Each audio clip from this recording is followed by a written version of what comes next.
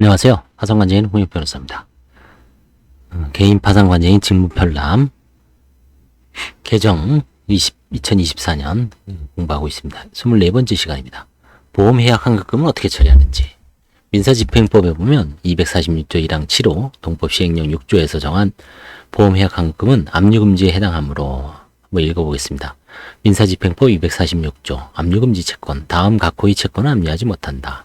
7호 생명, 상해, 질병, 사고 등을 원인으로 채무자가 지급받는 보장성 보험의 보험금, 가로 열고 해약 환급 및 만기 환급금을 포함한다.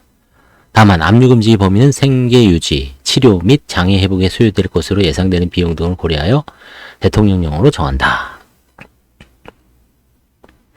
지금 이제 위 법령에서 정한 금액을 초과하는 보험해약 환급금이 파산재단에 속하고 환가 대상이 되죠. 파산재단에 속하는 보험계약에 대해서는 그 관리 처분 권한을 가진 파산관제인이 자기 이름으로 보험계약 해지권을 행사하여 그 채권의 지급을 청구할 수 있다고 할 것이므로 채무자로 하여금 보험회사가 작성한 증명서를 제출하도록 촉구하여 해약환급금 액수를 확인하고 있습니다. 보험금의 존재를 숨기는지 의심이 든다면 근로소득세 원천징수 영수증상의 보험에 대한 공제 사실이 있는지 확인할 필요가 있습니다.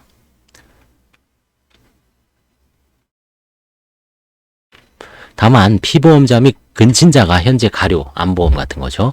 가료 중임을 이유로 보험계약의 계속을 바라는 경우에는 이러한 자에게 해약환급금 상당액을 제공시킨 다음 보험계약성의 권리를 양도하거나 채무자에게 다른 재산이 없는 상태에서 고령 및 성인병 등으로 인해 그리기간이 도움이 필요한 상황이라면 면제재산제도의 취지를 고려하여 채권자들의 양해와 법원의 허가를 받아 재단 포기를 고려할 수도 있죠.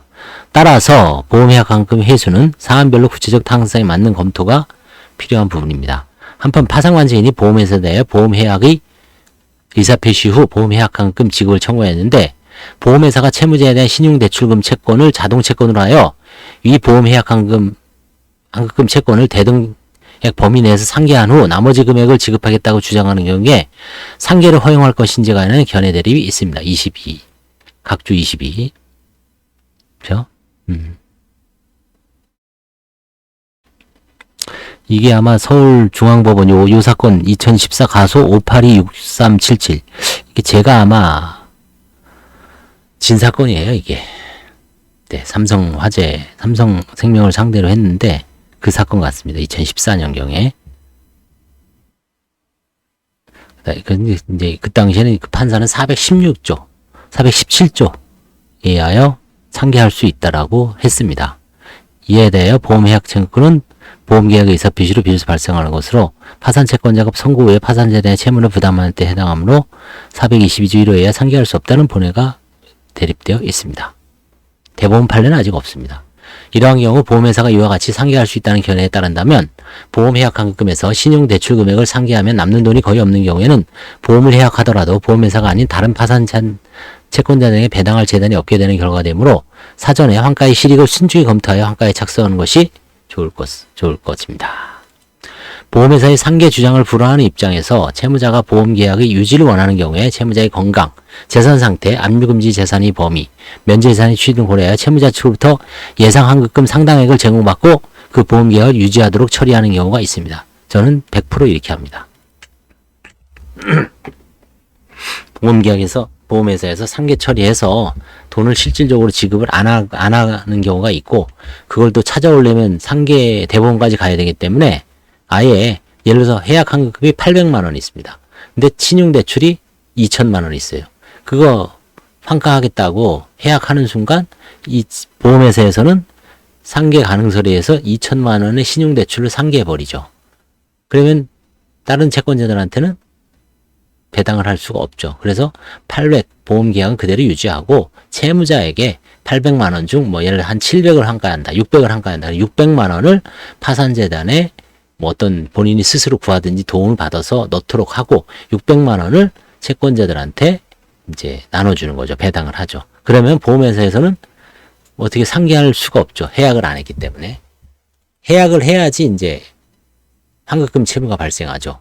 자동채권, 수동채권이 대립됩니다. 해약을 해야지.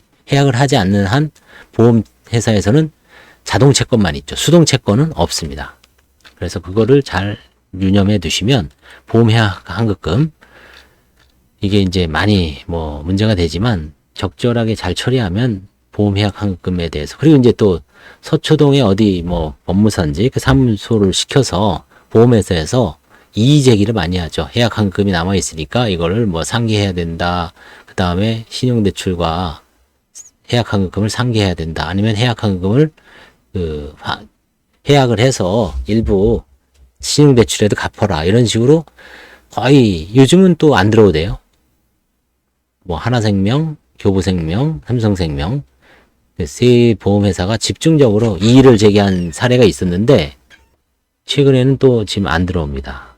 최근에는 안 들어오기 때문에 요즘은 사라졌는지 최근에는 저는 잘 못 본 것 같습니다. 아니면 제가 한 사건 중에 그런 게 없어서 그런지 몰라도 제가 최근 보험해약 환급금 최근 파상관계인 최신 현황 8월 7일 날로 돼 있는 그거 요 전 동영상을 보시면 보험해약 환급금이 뭐 한 600, 700, 1000 밑으로는 거의 환가를 안 하고 있습니다. 서울회생법원 다는 아닙니다. 환가를 하는 반제인도 있을 수가 있습니다.